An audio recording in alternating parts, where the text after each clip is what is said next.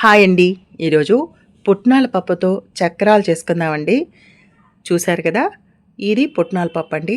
అంటే వేయించిన శనగపప్పు. దీన్ని మిక్సీ వేసుకొని చక్కగా మెత్తగా గ్రైండ్ చేసుకోండి. దీంట్లో ఒక 5 గుప్పెళ్ళు బియ్య పిండి వేసానండి. నేను సుమారుగానే వేస్తాను.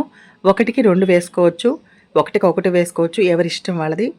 ఇందుట్లో వాము చేత్తో నలిపి వేసానండి. తగినంత కారం, ఉప్పు వేసి బాగా కలుపుకొని వాటర్ కొంచెం కొంచెం యాడ్ చేసుకుంటూ గట్టి ముద్దలా కలుపుకోవాలండి.